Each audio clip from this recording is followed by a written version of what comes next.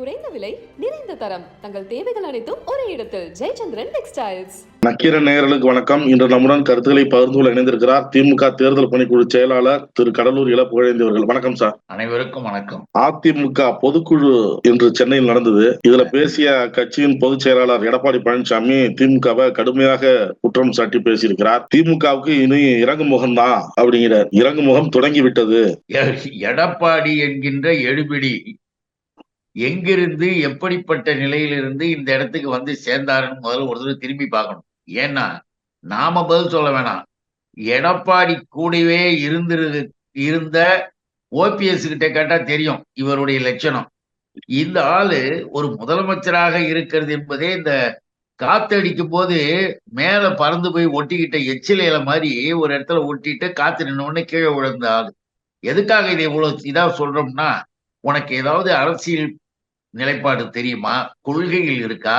திராவிட இயக்க லட்சியம்னா என்னன்னு தெரியுமா? இல்ல பொது வாழ்க்கையில நீ செய்திருக்கிற பணிகள் என்னன்னு உனக்கு ஏதாவது புரியுமா? ஒண்ணுமே கிடையாது. எல்லாம் காசு, எல்லாம் கொள்ளை, எல்லாம் அநியாய அக்கிரமங்கள். இந்த ஒரு நபர் இன்னைக்கு திராவிட முன்னேற்ற கழகத்தை பார்த்து இறங்கு முகம் அப்படின்னு இவர் சொன்னார்னா அது உண்மையிலே ஏறுமுகமாக இருக்கிறதுன்னு அர்த்தம். திராவிட முன்னேற்ற கழகம் ஏறுமுகமா இருக்கிறத பார்த்துட்டு அது இறங்கு முகமாக வரணும்னு இவர் ஆசைப்பட்டதை வேணா சொல்லலாமே தவிர, எதுக்காக இதை குறிப்பிடுறேன்னா, இந்த எடப்பாடி என்னதான் இன்றைக்கு அரசியல் ரீதியாக இன்னைக்குதான் முதல் ஒரு பொதுக்குழுவை போட்டுக்கிட்டு ஒரு இதை பண்ணிக்கிட்டு ஒரு டிராமா, ஒரு நாடகம், அந்த நாடகத்துல வந்திருக்கிறவங்களை ஏமாத்தணுன்றதுக்காக பேசுறதை தவிர அதுல உண்மை கிடையாது. இந்த ஆள் எல்லாரும் அவங்களுக்கே தெரியும். அது என்ன சொல்றாருன்னா, தென் மாவட்டங்கள்ல மழை பெஞ்சுது, முன்னெச்சரிக்கை நடவடிக்கை எடுக்கல. இவங்க வெள்ளத்தால் பாதிக்கப்பட்ட மக்கள் நேரில் போய் நான் பார்த்தேன். மக்களால் தேர்ந்தெடுக்கப்பட்ட முதல்வர் ஆனா நேரடியா பார்க்காம டெல்லியில போய் இந்தியா கூட்டணி கூட்டத்துல போய் பங்கேற்கிறாரு. அதிகாரம் வேணும் அந்த மாதிரிதான் அவர் ஆசைப்பட்டு அந்த மாதிரி போறாரு. வாக்களிச்ச மக்கள் என்ன பார்க்கணும்ல, அங்க ஏன் போறாரு? முன்னெச்சரிக்கை நடவடிக்கை நாங்கள் அதிமுக இருக்கும்போது எடுத்தோம். ஆனா இவங்க எந்த விதமான முன்னெச்சரிக்கை நடவடிக்கை எடுக்கல அப்படிங்கிறார். இவங்க அதிமுக ஆட்சியில இருக்கும்போது இவங்க எடுத்த நடவடிக்கை லட்சணம் எல்லாம் ஊருக்கு தெரியும், உலகத்துக்கு தெரியும். வெளியிலேயே எட்டி கூட பார்க்காத ஒரு ஆள் இந்த எடப்பாடி. இந்த அதிமுகவினர் என்று சொல்வதெல்லாம் அதிகாரிகள் அவர்களாக எடுத்த நடவடிக்கைகள், போக்குவரத்து தவிர இந்த ஆள் எங்கேயும் போனது கிடையாது. கீழே இறங்கி வந்தது கிடையாது. சும்மா ஒரு போட்டோ எடுத்துக்கிட்டு அந்த போட்டோவை பெருசு பெருசா போட்டுக்கிட்டு பேட்டி கொடுத்துட்டு போன ஒரு ஆளு. ஆனா அப்பையும் கூட அதிமுக ஆட்சியிலே இருக்கும்பொழுது கூட திராவிட முன்னேற்ற கழகத்தின் சார்பாக எங்களுடைய தலைவர் அண்ணன் தளபதி அவர்கள் நேரடியாக மக்களை போய் சந்தித்து அவர்களுக்கு ஆறுதல் கூறுறது மட்டுமல்ல, நிவாரண உதவிகளையும் திமுக சார்பாக செஞ்சார். நீ எல்லாம் என்ன பண்ணிருக்க? உனக்கு ஒண்ணு தெரியுமா?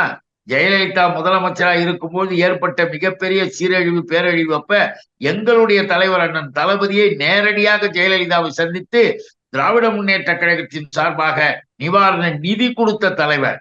எந்த நேரத்திலும் தன்னை இழக்காமல் மக்களுக்காக பாடுபடுகிற அந்த தலைவரை பார்த்து துப்பாக்கியால சொல்றதுக்கு தானே உத்தரவு போட்டுட்டு எனக்கு அது தெரியாதுன்னு சொல்லி டிவி பார்த்துக்கிட்டு இருந்தேன்னு சொல்லி நாட்டு மக்களை கேவலப்படுத்திய இழிவான ஒரு நபர் தான் இந்த எடப்பாடி. இன்னும் கூட உங்களுக்கு தெளிவாக சொல்ல வேண்டும் என்றால், தலைவர் தளபதி அவர்கள் டெல்லி, ஏற்கனவே சென்னையில வெள்ளம் வந்தது. வெள்ளம் வந்த நேரத்துல பார்லிமெண்ட்லயே அங்கேயே நம்முடைய நாடாளுமன்ற குழுவினுடைய தலைவர், திராவிட முன்னேற்ற கழக உறுப்பினர்களின் தலைவராக இருந்த அண்ணன் டி.ஆர். பாலு 1050 கோடி அன்றைக்கு அங்கேயே சொல்றார், நேரடியாக பேசுகிறார். அதை கேட்டுக்கிறாங்க. கேட்டுக்கிட்டு கூட எந்த விதமான எதையுமே நடவடிக்கை எடுக்கல. அதற்கு பிறகு மனு கொடுக்குறாங்க. எம்பிகள் எல்லாருமே போய் அமைச்சர்களை பார்த்தும் பேசுறாங்க. எதுவுமே செய்யாம தேசிய பேரிடர் நிதி என்ற பெயரில் எப்பொழுதுமே வருடத்திற்கு ஒரு முறை ஒவ்வொரு மாநிலத்துக்கும் தர்றதுதான். ஒவ்வொரு மாநிலத்திற்கும் அங்கிருந்து எடுத்த பணத்தை பிடிச்சு வச்சிருக்கிறதுல 450 கோடியை ரிட்டர்ன் பண்ணிவிட்டு நாங்க அதை கொடுத்தோம்னு சொல்லி ஒரு பைசா கூட இவர்கள் இதுவரையில் ஒன்றிய அரசின் மூலமாக கொடுக்கவே இல்லை. அதுதான் உண்மை. இப்படிப்பட்ட நிலையில் இந்த எடப்பாடியை போன்றவர்கள் இவங்கெல்லாம் என்ன பண்ணணும்? இவங்கெல்லாம் என்ன செஞ்சிருக்கணும்? ஒன்றிய அரசு நிதி கொடுக்கணும்னு கேட்டிருக்கலாம். இல்ல இவங்களுடைய நண்பர்களை வச்சுக்கிட்டு இவங்களுக்கு வேண்டியவங்களை வச்சுக்கிட்டு கூட பேசலாம். ஆனால் எதுவுமே கிடையாது. எங்கேயாவது போக வேண்டியது, ஒரு போட்டோ எடுத்துக்கிட்டு ஓடிட வேண்டியது. ஆனால் நம்முடைய முதலமைச்சர் அவர்கள் டெல்லிக்கு நேரடியாக போறாங்க. நல்லா தெரிஞ்சுக்கங்க. அவர் போறார் என்கின்ற பொழுது ஏற்கனவே அப்பாயின்மெண்ட், அப்பாயின்மெண்ட் கேட்கின்ற போது அப்பாயின்மெண்ட் ஈவினிங் கொடுக்கிறாரு மிஸ்டர் நரேந்திர மோடி. நரேந்திர மோடியை பாரதிய ஜனதாக்கார திமுக தலைவர் பார்த்தாருன்னு கிடையவே கிடையாது. நரேந்திர மோடி என்கின்ற பிரைம் மினிஸ்டரை எங்களுடைய தமிழ்நாட்டின் முதலமைச்சர் தலைவர் தளபதி பார்த்தார். முதலமைச்சரும் பிரைம் மினிஸ்டரும் சந்திக்கிறாங்க. இதற்கான அப்பாயின்மெண்ட் இருக்கும்போது அன்றைக்கு இருந்த அந்த கூட்டத்துல போய் அவர் கலந்துகிட்டது இன்னொன்னு தெரியுமா? எடப்பாடிக்கு ஏதாவது புரியுமா? ஒரு அரங்கமும் தெரியாது, தலைவர்களையும் தெரியாது, ஒண்ணுமே தெரியாது. எப்படியோ நான் தான் சொன்னேன், எச்சக்கலைகள் போல தேர்ந்தெடுத்துங்க. எதுக்குன்னு கேட்டீங்கன்னா, அந்த கூட்டத்திலும் இந்திய அந்த கூட்டணி கூட்டத்திலும் தமிழ்நாட்டினுடைய பாதிப்புகள் குறித்து அனைத்து தலைவர்களுக்கும் எடுத்து சொல்லப்பட்டது. ஏன்னா ஒன்றிய அரசு எதுவுமே தரமாட்டேன்றான். இந்த தலைவர்களாவது எல்லாருமே வேகமாக பேசி கட்டாயப்படுத்தி ஏதாவது தர்றதுக்கு செய்வாங்கன்னு அங்கேயும் சொல்லிட்டு பிரைம் மினிஸ்டர் சந்திக்கிறார். 20 நிமிஷம் மனு இருக்கான்னு கேட்கிறாரு. மனு இருக்குன்னு கொடுக்குறாரு. கொடுத்துட்டு வந்ததற்கு பிறகு நான் எல்லாத்தையும் பாத்துக்கிறேன், நான் எல்லாத்தையும் செய்யறேன்னு சொல்லி அனுப்புறாரு. நல்லா தெரிஞ்சுக்கிங்க, நேரடியாகவே முதலமைச்சர் பிரைம் மினிஸ்டர் பார்த்து எங்க போனார்? நேரா தூத்துக்குடிக்கு போறாரு. தூத்துக்குடியில ஏற்கனவே 10 அமைச்சர்கள், 13க்கும் மேற்பட்ட IAS அதிகாரிகள், திராவிட முன்னேற்ற கழகத்தினுடைய முக்கிய நிர்வாகிகள் அத்தனை பேரும் அங்க ஃபீல்டுல இருக்காங்க. இளைஞரணி செயலாளர், மானமிகு இளைஞரணி செயலாளர் மாண்புமிகு அமைச்சர் தம்பி உதயநிதி அங்க அவர் ஊர் ஊராக பாதிக்கப்பட்ட இடமெல்லாம் போய் பாக்குறாரு. இவனுங்க ஆட்சியில ஒன்னு மனசாட்சி தொட்டு சொல்லுங்க, யாராவது எங்கேயாவது எந்த இடத்தையாவது போய் மக்களை பார்த்து ஒழுங்கா செஞ்சானுங்கன்னா இல்ல. ஆனால் இன்றைக்கு தலைவர் இருக்கிற நிதியை வைத்துக் கொண்டு சென்னையில கொடுத்தது போல அங்கேயும் தூத்துக்குடி மற்றும் பாதிக்கப்பட்ட அந்த 4 மாவட்டங்களிலும் செய்வதற்கான பணிகளை இப்ப செய்திருக்கிறாரு. பணிகள் நடக்குது. அவரும் அதான் சொல்றாரு. என்ன சொல்றாருன்னா, மத்தியில காங்கிரஸ் இருந்தாலும் பாஜக இருந்தாலும் எந்த கட்சி ஆட்சியில இருந்தாலும் தமிழ்நாட்டை மாற்றாந்தாய் மனப்பான்மையோட தான் பாக்குது. அதிமுக ஆட்சியில இருந்தாலும் சரி, யார் ஆட்சியில இருந்தாலும் சரி, நாம என்ன கேட்கறோமோ அவ்வளவு நிதி தரமாட்டாங்க. பல்வேறு எடுத்துக்காட்டுலாம் சொல்றாரு. கடந்த காலத்துல வந்த புயல் பாதிப்பு, அதுக்கு கேட்ட நிதி, அதிமுக ஆட்சியில கேட்ட நிதி எவ்வளவு, அவங்க கொடுத்தது எவ்வளவு, திமுக ஆட்சியில கேட்ட நிதி எவ்வளவு, காங்கிரஸ் அப்ப கூட்டணி இருந்த போதும் திமுக கேட்ட நிதியை காங்கிரஸ் கொடுக்கல. அதே போல அதிமுக ஆட்சியில இருந்தப்ப கூட்டணி கட்சியான பாஜகவும் கொடுக்கல. இதெல்லாம் சொல்றாரு. சொல்லிட்டு எப்பவுமே அப்படிதான் இருக்கு, மாநில அரசு தான் தான் சொந்த நிதியில இருந்து எடுத்து செய்யணும் அப்படின்னு சொல்றாரு. அதோட இன்னொன்னு சொல்றாரு, பாஜகவுடன் கூட்டணி இல்லை, ஏற்கனவே நாங்க சொல்லிட்டோம், மீண்டும் அழுத்தமாக சொல்றோம் அப்படின்னு சொல்றாரு. இப்ப இதுல இருந்து என்ன தெரியுது? நீ இப்ப சொன்னதுல இருந்து என்ன, யாருக்கு வக்காலத்து வாங்குற? யாருக்காக வக்காலத்து வாங்குற எடப்பாடி? யாருமே தர மாட்டாங்க, அதனால பிஜேபி தரல. அப்போ பிஜேபிக்கு நீ வக்காலத்து வாங்கியிருக்கிற. பிஜேபியை ஆதரிச்சு பேசுவதுதான் அதனுடைய உட்கடையான பொருள். அதை நாம புரிஞ்சுக்கணும். ஏற்கனவே நாம் எடுத்து மாநில அரசு கேட்பதை ஒன்றிய அரசு அவங்க அதிகாரிகளையும் அவங்களுடைய அமைச்சர்களையும் விட்டு சுற்றி எல்லாத்தையும் பார்த்துட்டு, நீங்க 100 ரூபா கேட்டா அவங்க 75 ரூபாயோ 90 ரூபாயோ 80 ரூபாயோ கொடுக்க, மீண்டும் கொஞ்ச நாள் கழிச்சு அதையும் திரும்பி வாங்கியிருக்கிறோம். அதெல்லாம் இருக்கு, புள்ளி விவரம் இருக்கு. சும்மா இந்த ஆளு காங்கிரஸை தாக்கணும், இதை தாக்கணும் பாருங்க, யாருமே நமக்கு தரமாட்டாங்கன்னு பாஜகவிற்கு வக்காலத்து வாங்குகின்ற வேலையெல்லாம் வச்சுக்காத. அதுக்காக உங்களுக்கு சொல்ல வந்தோம். இந்த பாஜகவிற்கு வக்காலத்து மட்டுமல்ல, தொடர்ந்து இப்ப நீங்க சொன்னீங்கல்ல, வக்காலத்து வாங்கி பேசின இந்த நபரு அவங்க சொன்னது, இப்ப யார் உனக்கு இத சொல்ல சொன்னது? அதை மட்டும் சொல்லு. இப்ப யார் உனக்கு சொல்ல சொன்னது? அமித்ஷாவா? யாருகிட்ட கை கட்டிட்டு நீ சேவகம் பாக்குற? உன் கதை என்னன்னு எங்களுக்கு தெரியும். ஏன்னா மேலிருந்து அவர்கள் சொன்னதை அப்படியே சரி. இப்ப பிஜேபி கூட எங்களுக்கு கூட்டணியே கிடையாதுன்னு சொல்லிடு. கூட்டணியே எங்களுக்கு கிடையாதுன்னு சொல்லிட்டு பிஜேபியே சொல்லுவது. ஏனென்றால் சிறுபான்மையினருடைய வாக்குகளும் மற்றும் உள்ள சிறுபான்மை மக்கள், அனைத்து 2 சமூகத்தை சேர்ந்த சமுதாய மக்களும் சமய மக்களும் திமுகவை வேகமாக ஆதரிக்கிறாங்க. அதை உடைக்கணும், அதை நீ இழுக்கணும்னு சொல்லி இந்த வேலையை பார்த்திருக்கானுங்க. இந்த வேலையை பார்த்துட்டு கடைசி நேரத்துல கூட்டணி பேசி முடிக்கிற நேரத்துல ஏதேனும் ஒரு புதுசா ஒரு கதையை சொல்லி பிஜேபி கூட சேர்ந்துக்கிற ஆளு எடப்பாடி. ஏன்னா எடப்பாடிக்கு என்ன வேலைன்னு கேட்டீங்கன்னா, அந்தாண்ட அவங்களுடைய நண்பர் OPS இருக்கிறார். அந்த ஆளு என்ன பண்றாரு, அவரு பிஜேபி கூட பேசிட்டு. ஆக இவர்கள் இருவருமே பிஜேபியினுடைய கையாட்கள். அவங்க என்ன சொல்றாங்களோ அதை தான் பேசுவாங்க. இவங்களுடைய நோக்கம் திமுகவுக்கு இருக்கிற செல்வாக்கு கூடிக்கொண்டே வருகிறது. இதே கூட்டத்துல 2-3 தடவை வலியுறுத்தி சொல்றாரு, பாஜக கூட ஒரு கூட்டணி இல்லங்கிறாரு, தேசிய கட்சியை நம்பி பலன் இல்லங்கிறாரு. வெளியில வந்து செய்தியாளர்ல கேட்கும் போது என்னங்க பாஜக கூட்டணி இல்லன்னு சொல்றது உண்மையான்னு கேட்கும்போது எத்தனை தடவை தான் சொல்றது, இது உண்மைதான், இதுக்கு மேல என்ன சொல்றது அப்படின்னு ஜெயக்குமார் சொல்றாரு. என்ன தெரியுது இதுல இருந்து? இந்த தேசிய கட்சிகளால் தமிழ்நாட்டிற்கு ஒன்றும் வராது, வர முடியாது என்கின்ற கருத்துக்கள் திராவிட இயக்கத்தினுடைய நீண்ட நெடுநாளையே அந்த கருத்துக்களோடு மோதி இருக்கிறோம். மோதி அதனுடைய நிலைப்பாட்டை மாற்றி நாடாளுமன்ற தேர்தல்கள் வருகின்ற பொழுது அங்கேயும் நமக்கு தேவையானவற்றை பெறக்கூடிய அளவிற்கு திறமையோடு இந்த இயக்கத்தின் சார்பாக கூட்டணிகளை அமைச்சு நம்ம நிறைய காரியங்கள் செஞ்சிருக்கிறோம். இந்த நபர்கள் இன்னைக்கு பேசுவது என்பது பழைய நிலைப்பாட்டுல நாங்க இருக்கிறோம்னு வெளியில காட்டிக் கொள்வதற்காக இது சும்மா ஆக்ட் பண்றாங்க. அவருடைய அர்த்தம் கூட அந்த ஆளுக்கு தெரியாது. ஏன்னு கேட்டீங்கன்னா, இன்றைக்கு சொல்லிக் கொண்டிருக்கிற இந்த எடப்பாடி பழனிசாமி ஒரு உறுதிமொழியை நமக்கு என்ன உறுதிமொழியை தரணும்? நாங்கள் வருகிற நாடாளுமன்ற தேர்தலில் கூட்டணியே அமைத்துக் கொள்ளாமல் தனியாக போட்டியிட போறோம்னு சொல்லுங்க. சொல்லுங்க பாப்போம்.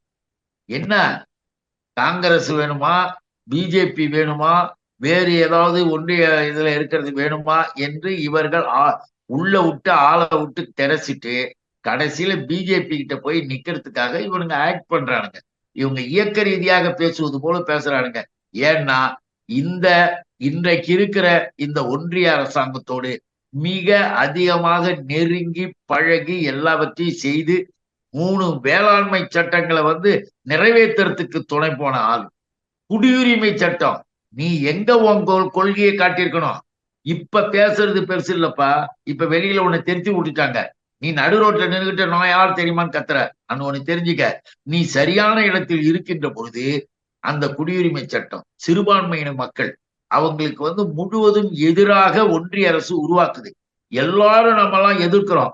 இந்த அதிமுக மட்டும் அன்றைக்கு சரியாக இருந்திருந்தால் அந்த சட்டம் நிறைவேறி இருக்காது, தோல்வி அடைந்து போயிருக்கும்.